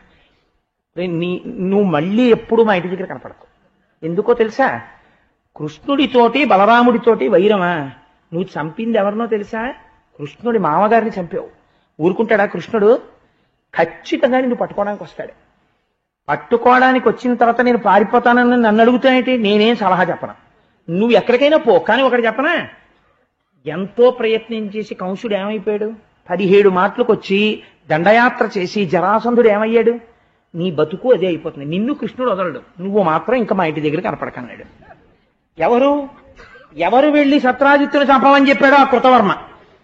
తెల్లబోయి శతధన్వుడు ఇంత మహాభక్తుడు అనుకున్నాను, ఇంత తేలిగ్గా మాట తప్పేశాడని పరిగెత్తుకుంటూ అక్రూరుడి ఇంటికి వెళ్ళాడు. అక్రూరా ఆ సత్రాజిత్తుని చంపేశాను, శమంతకమణిని తీసుకొచ్చాను, మీ ఇంట్లో శమంతకమణి పెట్టుకో, అది బంగారం పెడుతుంది, నువ్వు ఉంచుకో, నేను మన ఇద్దరం కలిసి పారిపోదాం ఎక్కడికైనా, నాకు ఏదైనా మార్గం చెప్పు కృష్ణుడికి దొరకకుండా అన్నాడు. అంటే అక్రూరుడు అన్నాడు, ఎవ్వడు విశ్వంబునెల్ల సలీలుడై పుట్టించు రక్షించు బులియచేయు ఎవ్వని చేష్టల ఎరుగరు బ్రహ్మాదులెవ్వని మాయ మోహించు భువనము ఏడేండ్ల పాపడై ఏ విభుడొక చేత గోరక్షణమునకనై కొండనెత్తే ఎవ్వడు కూటస్థుడీశ్వరుడు అద్భుత కర్ముడనంతుండు కర్మసాక్షి అట్టి ఘనునకు శౌరికి అనవరతము మృఖ్యదముగాక విద్వేషమునకు మేము వెరతము ఎల్లము నీ ఒండు వెంట పొమ్ము చాలు 10,000 వచ్చే సఖ్యమునను. ఆయన అన్నాడు, నీకు నీ స్నేహానికి నా స్నేహానికి 10,000 సంవత్సరాలు ఉన్నట్టేరా బాబు, ఇంకా నీతో నాకేమి పని లేదు. ఎందుకో తెలుసా, ఏ మహానుభావుడు లోకాల్ని పుట్టిస్తున్నాడో, లోకాల్ని నిలబెడుతున్నాడో, లోకాల్ని లయం చేస్తున్నాడో, ఏ మహానుభావుడు 7 సంవత్సరాల వయస్సులో కొండనెత్తి 7 రోజులు మోశాడో, ఏ మహానుభావుడు కూటస్థుడో ఈశ్వరుడో అద్భుతమైనటువంటి కర్మములు కలిగినటువంటి వాడో, అటువంటి కృష్ణ పరమాత్మతో వైరం పెట్టుకుని పారిపోతావా? ఎక్కడికి పారిపోతావు? నువ్వు ఇంకెప్పుడూ నా జోలికి రాకు, నీలాంటి వాడితో స్నేహం నాకు అక్కర్లేదు. కృష్ణుడి మామగారిని చంపి నా ఇంటికి వచ్చావా, వచ్చినందుకు నీతో పాటు నన్ను కూడా అంట కాలుస్తాడు, ఇంకెప్పుడూ నా దగ్గర కనపడక అవతల బాగున్నాడు. పైగా నీ స్నేహానికి నా స్నేహానికి 10,000 మెరుగులే వెళ్ళిరా అన్నాడు. అంటే తెల్లబోయి ఇదెక్కడ గొడవని, ఇప్పుడు ఆ శమంతకమని ఒక పెద్ద బరువు, ఇప్పుడు అది దగ్గరుందంటే దానిలోంచి ప్రకాశం వస్తుంది. ఎవడు కనిపెడతాడో అని పోనీ శమంతకమని నీ ఇంట్లో పెట్టుకోమని దాన్ని అక్రూరుడి ఇంట్లో పారేసి వీడు గుర్రం ఎక్కి పారిపోయాడు శతధన్వుడు. ఈలోగా చచ్చిపోయినటువంటి సత్రాజిత్తుకి కొడుకులు లేరు, సత్యభామం ఒక్కతే కూతురు. అందుకని ఆవిడ తండ్రి యొక్క పార్థివ శరీరాన్ని చూడ్డానికి వెళ్ళింది. అంతఃపుర కాంతలందరూ తల్లులు చెప్పారు, శతధన్వుడే చంపేశాడమ్మా నీ తండ్రిని అని. ఇప్పుడు ఎవరు చెయ్యాలి అంత్యక్రియలు? దౌహిత్రులు చెయ్యాలి, తన కొడుకులు చెయ్యాలి. అందుకని అల్లుడు గారు రావాలి. కాబట్టి ఇప్పుడు ఈ శరీరాన్ని తీసుకెళ్లి తైలద్రోణిలో పెట్టారు. ఎందుకని? కృష్ణుడు రావాలి. అందుకని ఇంద్రప్రస్థానికి కబురు చేశారు. కబురు చేస్తే మహానుభావుడు కృష్ణుడు గబగబా వచ్చాడు. వచ్చి ఈ తైలద్రోణిలో ఉన్నటువంటి శరీరానికి అంత్యేష్టి సంస్కారం చేసేశారు. దేనివల్ల చచ్చిపోయాడు? ఆఖరికి ఆ శమంతకమణికే చచ్చిపోయాడు. చనిపోతే అంత్యక్రియలు చేసేసి కృష్ణ పరమాత్మ ఎవరు చంపారు వీణ్ణిలాగా అని అడిగారు. అడిగితే అదిగో ఆ శతధన్వుడు చంపేశాడు అన్నాడు. ఆ శతధన్వుడు ఎక్కడున్నా పట్టుకుని చంపేస్తానని ప్రతిజ్ఞ చేసి కృష్ణుడు గుర్రం మీద బయలుదేరాడు. బలరాముడు బయలుదేరాడు. బలరామకృష్ణులు ఇద్దరూ తనని తరువుకొస్తున్నారని తెలిసి శతధన్వుడు పరిగెడుతున్నాడు గుర్రం ఎక్కి. ఈ వెనక తరువుకొస్తుంటే మిథిలా నగరం వరకు వెళ్ళిపోయాడు. మిథిలా నగరం వరకు వెళ్ళిపోయిన తర్వాత తన చక్రాన్ని ప్రయోగించాడు కృష్ణ పరమాత్మ. సుధన్వుడు ఆ శతధన్వుడు మరణించి గుర్రం మించి కింద పడిపోయాడు. అప్పుడు కృష్ణుడి దగ్గరికి వెళ్ళి వాడి బట్టలు వెతికాడు, శమంతకమణి కనపడలేదు. అన్నయ్య శమంతకమణి కనపడలేదు, కానీ ఈ శతధన్వుడిని మాత్రం చంపేశాను అన్నాడు. అంటే బలరాముడు అన్నాడు, పోన్లే వీడు ఖచ్చితంగా వీడికి బాగా స్నేహితులైన వాళ్ళ ఇంట్లోనే పెడతాడు ఆ శమంతకమణి. నాకు తెలుసున్నంత వరకు వీడికి బాగా స్నేహితులు కృతవర్మ అక్రూరుడు, వాళ్ళిద్దరి దగ్గరే ఉంటుందా శమంతకమణి, వాళ్ళ దగ్గరికి వెళ్ళి అన్నాడు. చెప్పి మిథిలా నగరంలో జనక మహారాజు గారి దర్శనం చేసొస్తాను రా అని జనక మహారాజు గారి దగ్గరికి వెళ్ళాడు బలరాముడు. మిథిలలో జనక మహారాజు గారు ఇచ్చినటువంటి ఆతిథ్యం, వారితో సంభాషణలో కొన్ని నెలలు అక్కడ ఉండిపోయాడు బలరాముడు. బలరాముడు అక్కడ ఉండిపోతే ఇంతటి మహానుభావుడు మిథిలిలో ఉన్నాడు, పక్కన కృష్ణుడు లేడు. ఇదే సమయం గదాయుద్ధం ఆయన దగ్గర నేర్చుకోవాలని దుర్యోధనుడు మిథిల వెళ్ళాడు. వెళ్ళి అప్పుడే బలరాముడి దగ్గర నేర్చుకున్నాడు గదాయుద్ధం అంతా గురువు గారిని చేసుకుని. మిథిలలో బలరాముడు ఉండడం ఎవరికి పనికి వచ్చిందంటే దుర్యోధనుడికి పనికి వచ్చింది కదా యుద్ధం నేర్చుకోవడానికి. ఈలోగా కృష్ణ పరమాత్మ తిరిగి ద్వారకానగరానికి వచ్చారు. ఆ మాట ఈ మాటగా తెలిసిపోయింది. బలరాముడు అనుమానిస్తున్నాడు, అక్రూరుడి ఇంట్లో కానీ కృతవర్మ ఇంట్లో కానీ శమంతకమణి ఉన్నది అని కృష్ణుడికి తెలిసిపోయింది అని. ఏపో ఎల్లుండో కృష్ణుడు తప్పకుండా అక్రూరా నువ్వు శమంతకమణి తీశావా లేదా అని అడుగుతాడు అని శమంతకమణి పుచ్చుకుని అక్రూరుడు ఊరు విడిచిపెట్టి వెళ్ళిపోయాడు. ఇలా జరుగుతుంది అని మీరు ఊహిస్తారా అక్రూరుడి విషయంలో? అలా ఎందుకు చేశాడండి అక్రూరుడు? మీరు ఈ కథ చెప్పి వెళ్ళిపోయారనుకోండి, మా అందరికీ నిద్ర లేకపోతే ఆ పాపం మిమ్మల్ని చుట్టుకుంటుంది కదా, మరి మీరు ఇది పూర్తి చెయ్యొద్దా? ఎందుకు అలా చేశాడు అసలు అన్నది మీరు ఇక్కడ చాలా గుప్తమైన రహస్యం ఒకటి తెలుసుకోవాలి. ఈ రహస్యం తెలుసుకోవాలంటే నేను రామాయణం అయోధ్యకాండలో ఒక సంఘటన మీకు చెప్తే మీరు తొందరగా పట్టుకుంటారు. నేను మీకు ఒక సంఘటన చెప్పి ఇది చెప్తాను, మీరు దాన్ని చక్కగా అన్వయం చేసేసుకుంటారు. అరణ్యవాసానికి రామచంద్రమూర్తి వెళ్ళిపోవడానికి కైకమ్మ కోర్కెలు కోరినప్పుడు భరతుడు కాని శత్రుఘ్నుడు కాని అయోధ్యలో లేరు. మందర మాటలు చెప్పింది, కైకమ్మ వరాలు అడిగింది. అడిగితే రాముడు అరణ్యవాసానికి వెళ్ళిపోయాడు. అరణ్యవాసానికి వెళ్ళిపోయిన తర్వాత భరతుడు వచ్చాడు మేనమామ గారి ఇంటి నుంచి. మీరు విన్నారు కదా రామాయణం. ఒక రోజున వీళ్ళిద్దరూ ఇలాంటి సమయంలో ఇటువంటి చీకటి పడుతుండగా అంతఃపురం గోడ దగ్గర కూర్చుని ఏడుస్తున్నారు భరత శత్రుఘ్నులు. ఎంత బాధ కలిగింది! మహానుభావుడు ధర్మమూర్తి రాముడు అరణ్యవాసంలో ఉన్నాడు, మనం ఇలా ఉండిపోయాము, మా అమ్మ ఎందుకు అడిగింది ఈ వరాలని. ఇంత మంచి సలహా ఇచ్చినందుకు మందరకి కైకమ్మ దాని గూనికి బంగారు తొడుగు చేయించింది. అదేదో పెద్ద సింహతలాటంలాగా గూనికి బంగారం తొడిగి ఎట్టుకుని మెట్లు దిగుతోంది ఆ మందర. దిగుతూ ఉంటే శత్రుఘ్నుడు చూశాడు. అన్నయ్యా అన్నయ్యా, ఇదిగో ఇదేరా మన ఇక్ష్వాకు వంశానికి చిచ్చు పెట్టింది, ఇదే మన అమ్మకి వెళ్ళి చెప్పిందిట, అందుకని దీన్ని చంపేస్తాను రా అన్నయ్య అన్నాడు. అని పరిగెత్తుకెళ్ళి దాన్ని జుత్తట్టుకున్నాడు. పట్టుకునేటప్పటికీ పండిపోయినటువంటి పళ్ళు కొమ్మదులిపితే రాలిపోయినట్టు అది ఏడి చట్టు ఇటు పరిగెడుతుంటే పెట్టుకున్న ఆభరణాలన్నీ కింద పడిపోయాయి. దాన్ని పట్టుకుని కత్తి తీసి పొడి చేయిపోయాడు. భరతుడు అన్నాడు ఆగన్నాడు. అన్నాడు శత్రుఘ్నుడు.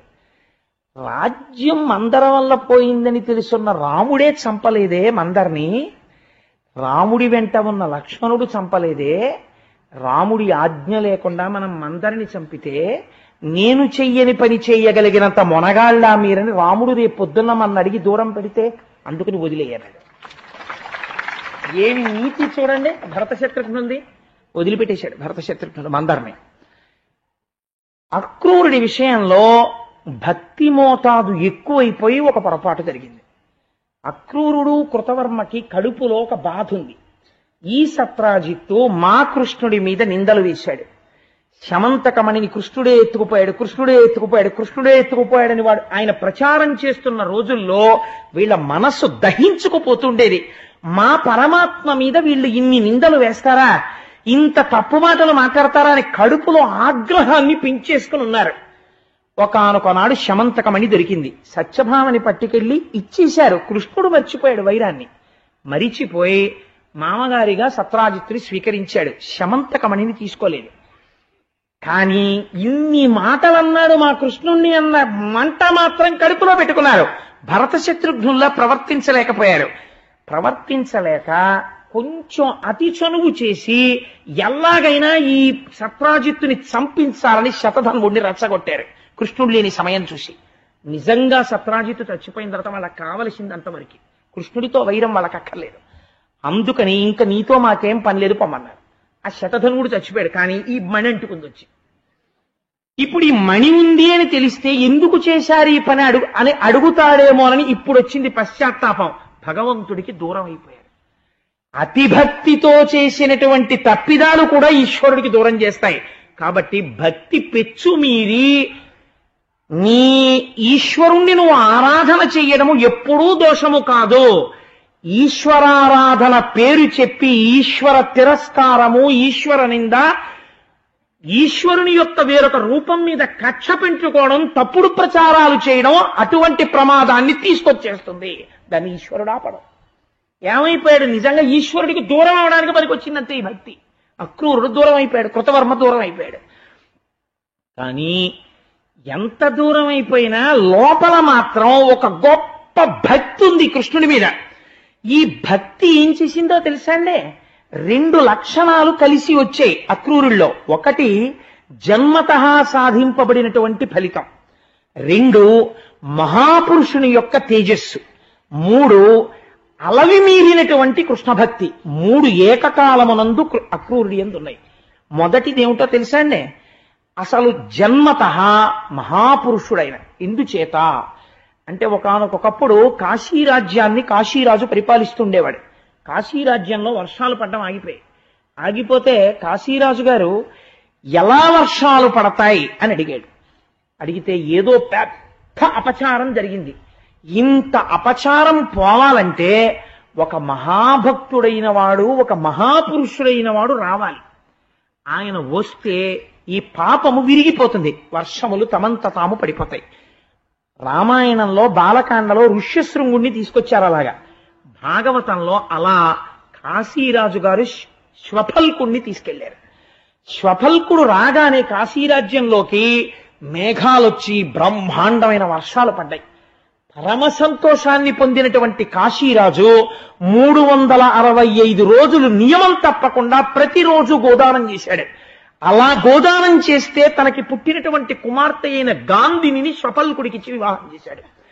ఇంతటి ఫలితాన్ని పొందినటువంటి కాశీరాజు యొక్క కూతురైన గాంధినితో వేరొక మహాపురుషుని యొక్క తేజస్సు కలిసింది. జన్మతః మహాభక్తుడైన అక్రూరుడు జన్మించాడు, స్వపల్కుడితో సమానమైన వాడు. ఇంతటి దీనికి కృష్ణ భగవానుని యొక్క దర్శనము, శ్రీమన్నారాయణ దర్శనము ఎవ్వరూ పొందనటువంటి ఆ భోగి భోగ పర్యంక మధ్యంబున వలనొప్ప పచ్చని వలువవాని అటువంటి శ్రీమన్నారాయణ దర్శనం యమునా నది గర్భంలో చేశాడు. అంతటి మహాభక్తి తత్పరుడు. ఆ భక్తి అతిశయించిపోయి దోషం చేశాడు. కానీ ఆయన యందు మాత్రం పరమభక్తి ఉండిపోయింది. అందుచేత కృష్ణుడు కూడా నిలదీయలేకపోయాడు. ఈశ్వరుడే ఎక్కడున్నా ఇంతటి భక్తుడు వెళ్ళిపోతే వర్షం కురవడం ఆగిపోయింది.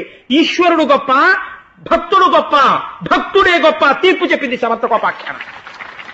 ఎంత గొప్ప వృత్తాంతమో చూడండి శమంతకోపాఖ్యానం అంటే. కృష్ణుడున్నాడు ద్వారకలో, బలరాముడున్నాడు ద్వారకలో, వర్షాలు లేవు. ఎందుకు లేవు? అక్రూరుడు వెళ్ళిపోయాడు. ఎందుకు వర్షాలు పట్టలేదని అడిగాడు కృష్ణుడు. అక్రూరుడు వెళ్ళిపోయాడయా ఈ ఊరి నుంచి అన్నాడు. అటువంటి మహాత్ముడు ఊరి విడిచిపెట్టి వెళ్ళడానికి వీల్లేదు. మీరు వెళ్ళి కృష్ణ భగవానుడు పరమసాదరంగా తీసుకురమ్మంటున్నాడు అని తీసుకురండి అన్నారు. అంటే మళ్ళీ వెళ్ళి స్వాగతం చెప్పారు అక్రూరుడికి. అక్రూరుడికి సత్రాజిత్తుకి ఉండే తేడా ఇదే. నేను తెలిసో తెలియకో ఆగ్రహంలో కృష్ణ భక్తిలో పొరపాటు చేసేశాను. భక్తి పొరపాటు చేయడానికి మార్గం కాకూడదు. భక్తి సంయమనానికి దారి తీయాలి ఎప్పుడు తప్ప. భక్తి అని పేరెట్టుకుని ఇంకొకళ్ళని విమర్శ చేయడం భక్తి ఎప్పుడూ అవదు. భక్తికి సంయమనము ఎంత అవసరమో శమంతకోపాఖ్యానం నిరూపణం చేస్తుంది. కాబట్టి ఏమైంది అంటే మళ్లీ తిరిగి వచ్చినటువంటి అక్రూరుడికి సాదరంగా స్వాగతం చెప్పి కూర్చోపెట్టి అర్ఘ్యపాద్యాదులిచ్చి భోజనం పెట్టి నిండు కొలువు చేసి కృష్ణ పరమాత్మ అక్రూరుడితో ఒక మాట అన్నారు.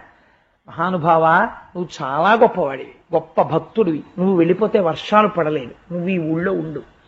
కానీ నాకు తెలుసు, నీకు తెలుసు ఒక విషయం. శమంతకమణి నీ దగ్గరే ఉంది. సత్రాజిత్తుని చంపిన శతధన్వుడు నీ ఇంట పెట్టి వెళ్ళాడు. లేదు అని నువ్వు అనకు. ఎందుకో తెలుసా? శమంతకమణిని నేనపహరించలేదు అన్న విషయం మా అన్నయ్యకి తెలియాలి. లేకపోతే మా అన్నయ్యకి అనుమానం వస్తుంది. ఎందుకని? ఒకానొకప్పుడు బ్రహ్మగారు గోవుల్ని తీసుకెళ్లిపోతేనే అన్ని గోవుల్ని సృష్టించినవాడు, అంతమంది గోపాలుల్ని సృష్టించినవాడు శమంతకమణిని తేలేడా అనుకుంటాడు. నిన్ను శిక్షించి తేవడానికి నువ్వు భక్తుడవు. నీ అంత నువ్వుగా ఇచ్చేయడమే న్యాయంగా ఉంటుంది. నీ తప్పు దిద్దుకోవడం అవుతుంది, పశ్చాత్తాపం అవుతుంది. 2, నా అన్నగారి పట్ల నేను దోషం లేనివాడనై నిలబడినట్లుంటుంది. ఈశ్వరుడి యొక్క కారుణ్యము చూడండి. ఒక భక్తుడితో మాట్లాడేటప్పుడు నిలదీయలేదు. ఆయనే తలుచుకుంటే శమంతకమణిని బయటికి లాగలేడండి. తన మీద పెట్టుకున్నాడు. నా అన్నగారి ముందు నేను దోషిగా నిలబడకుండా చూడవయ్యా క్రూరా అన్నాడు. ఇంత భక్తి ఉన్నవాడు ఇప్పుడు తన పీక పోయినా సరే నా స్వామికి అపనింద రాకూడదని శమంతకమణిని తీసి ఇచ్చేయాలి. ఎంత గొప్పగా మాట్లాడాడో చూడండి. తీసి ఇచ్చిన తర్వాత పీకపోతుందేమో అన్న భయము కూడా ఒక మహాభక్తుడికి లేశమాత్రం కూడా కలగకూడదు. మళ్ళీ అదే అపచారమే. అందుకని ఎంత స్పష్టంగా మాట్లాడాడో చూడండి. కృష్ణుడు ఒక భక్తుడితో మాట్లాడేటప్పుడు మణిగ్రహింపుమీవ మా ఎన్ననను నమ్మడు ఎలమి జనులకెల్లచూపుమయ్య నీ గృహమున హాటక వేదికా సహిత మఖముల మరు సంతతమును. ఆ మణిని ఒక్కసారి ఇలా చూపించు. అవును, నా దగ్గరే ఉంది, కృష్ణుడి దగ్గర లేదు. మా అన్నయ్య నమ్ముతాడు, నేను తీసుకోలేదు ఆ మణిని. 2, అది యథార్థమునకు ఎవరికి చెందాలి? సత్యభామకి చెందాలి. ఎందుకంటే సత్రాజిత్తు మరణించాడు కాబట్టి, ఆయన కూతురు కాబట్టి, పుత్ర సంతానం లేదు కాబట్టి సత్యభామకి వెళ్ళాలి. అయినా నాకు అక్కర్లేదు. సత్యభామ నా భార్య కాబట్టి, అల్లుణ్ణి కాబట్టి సత్యభామకి ఇవ్వడం కృష్ణుడికి ఇవ్వడం అన్నది 2 ఉండవు. నేను తీసుకోవాలి, కానీ నాకు అక్కర్లేదు, నేను పుచ్చుకోను, నువ్వే తీసేసుకో. నీ ఇంటిలో ఒక బంగారు వేదిక మీద శమంతకమణిని పెట్టి, సత్రాజిత్తుగా తీసుకెళ్లి ఎక్కడో దాచక్కర్లేదు, పెట్టి రోజు వచ్చినటువంటి 8 బారువుల బంగారంతో నిరంతర యజ్ఞ యాగాది నారాయణ సేవా భోజనాలు పెడుతూ నిరంతరం భాగవతులతో నీ జీవితాన్ని తరింప చేసుకో. శమంతకమణిని అలా వాడుకో. కానీ ఒక్కసారి చూపించు, మా అన్నయ్య దగ్గర నేను మాట పడనన్నాడు. అంతకు మించి నిగ్రహించలేదు అక్రూరుణ్ణి. వెంటనే కన్నుల నీరు కారుతూ నా వలన నా స్వామికి నింద రావడమానని తన బట్టలో దాచుకున్న శమంతకమణిని తీసి ఇచ్చేశాడు అక్రూరుడు. ఆ శమంతకమణిని మొన్న మంగళసూత్రాలు చూపించినట్టు సభలో అందరికీ చూపించాడు కృష్ణుడు. ఇదిగో అక్రూరుడు ఉన్నాడు, అబద్ధం కాదు, అక్రూరుడు అబద్ధం ఆడ్డు, మహాపురుషుడు అని. అప్పుడు ఆ మణిని అక్రూరుడికి ఇచ్చేశాడు. అక్రూరుడు తీసుకెళ్లి తన ఇంటిలో బంగారు వేదిక మీద పెట్టాడు. అది రోజు 8 బారువుల బంగారం పెట్టేది. ఈ 8 బారువుల బంగారంతో రోజు చక్కగా యజ్ఞయాగాది క్రతువులు, ఇంటికొచ్చేటటువంటి వాళ్ళందరికీ గోపాలకృష్ణ గారు కోరుకున్న షడ్రసోపేతమైన భోజనాలు. ఇంకేముందండి, 5 రూపాయల డొనేషన్ అక్కర్లేదు. అయ్యప్ప స్వామి గుళ్ళో పూజల్లాగా హాయిగా ప్రతిరోజు అక్రూరుడింటికి వెళ్ళిపోతూ ఉండడం, యజ్ఞప్రసారం తీసుకుంటూ ఉండడం, భోజనాలు చేస్తూ ఉండడం. అక్రూరుడికి కావలసిందేమిటి? ఎప్పుడు నారాయణ సేవ, భగవంతుడిని అలా సేవించుకోవడం. జీవితాంతం అలా సేవించుకోగలిగినటువంటి ఫలితాన్ని అక్రూరుడికి ఇచ్చాడు. ఇప్పుడు ఆ శమంతకమని ఏమైంది? ఈశ్వరార్చనకు ఉపయోగపడింది. ఎవడు ఈశ్వరార్చనకు శమంతకమని దగ్గర పెట్టుకున్నాడో వాడికి అది బరువు కాలేదు. అది హాయిగా రోజు అందరూ వచ్చి అదే శమంతకమని అని నమస్కారం పెట్టి వెళ్ళేవాడు. ఇప్పుడు దాన్ని ఎవడు ముట్టుకునేవాడు కాదు. ఎందుకని? దాంతోటే రోజు యజ్ఞయాగాదులు చేస్తారు. ఎవడి తరం దాన్ని ముట్టుకోవడం ఇప్పుడు ఎవ్వడూ ముట్టుకోవాలి. అలా అక్రూరుడి ఇంట్లో ఉండి ఆ యజ్ఞయాగాదుల చేత చక్కగా వర్షాలు పడుతూ అందరూ శోభిల్లుతూ ఆనాడు క్షీరసాగర మదనంలో వచ్చిన కామధేనువు ఋషులకెళ్ళినట్టు ఈ శమంతకమని చివరికి అక్రూరుడి దగ్గరికి వెళ్ళి శాంతించినది. ఈ కథ ఇన్ని మలుపులు తిరగడంలో పరమోత్కృష్టమైనటువంటి ఈ ఆఖ్యానాన్ని ఎవరు వింటున్నారో అటువంటి వారందరికీ కూడా ఒక దివ్యమైన ఫలితం వస్తుంది అని చెప్పారు పోతన గారు. ఎందుకు ఈ శమంతకోపాఖ్యానాన్ని భాగవతంలో చెప్పవలసి వచ్చింది అంటే, ఎవరెవరు దీన్ని వింటున్నారో ఘనుడు భగవంతుడు ఈశ్వరుడు అనఘుడు మణి తెచ్చి ఇచ్చినట్టి కథనమున్ వినిన పఠించిన తలచిన జనులకు దుర్యశము పాప సంఘము తొలగున్. చాలా కాలం నుంచి తను చెయ్యని నేరానికి తన మీద అపనిందతో ఉన్నవాడెవరైనా ఉంటే అటువంటి వాడు తన మీద ఉన్న అపనింద తాను తొలగించుకోలేకపోతే ఈ శమంతకోపాఖ్యానాన్ని చదివినా విన్నా మనసులో ఒక్కసారి తలుచుకున్నా అటువంటి వారికి ఉత్తర క్షణం ఆ అపనింద పోయేటటువంటి అవకాశము కలుగుతుంది. 2, వారికి ఉన్నటువంటి పాపరాశి ధ్వంసమైపోతుంది. మహాభక్తుడైన అక్రూరుడి చరిత్ర అంతర్లీనంగా వెళ్ళింది కాబట్టి ఈ 2 ఈ శమంతకోపాఖ్యానంలో అంతర్లీనముగా ప్రతిపాదింపబడినవి అని ఈ ఫలశ్రుతిని చెప్పి ఒక్క మాట మాత్రం చెప్పారు. ఏమనంటే, ఈ కథనమున్ వినిన పఠించిన తలచిన ఇవి జరగాలి అంటే విశ్వాసం ఉండాలి. మొట్టమొదట ఈశ్వర వాక్కు మీద విశ్వాసం లేని సత్రాజిత్తే కదా ఇన్ని బాధలు పడ్డాడు. ఇక్కడ నమ్మి అదేమిటండి వినేస్తే అలా అయిపోతుందా అంటే వాడు సత్రాజిత్తే. అలా అవుతుంది అని నమ్మగలిగితే వాడు మహాపురుషుడు అవుతాడు. కాబట్టి ఇటువంటి ఫలితాన్ని పొందుతాడు అని ఒక అద్భుతమైనటువంటి ఆఖ్యానంతో పోతనామాచ్యుల వారు శమంతకోపాఖ్యానాన్ని పూర్తి చేశారు.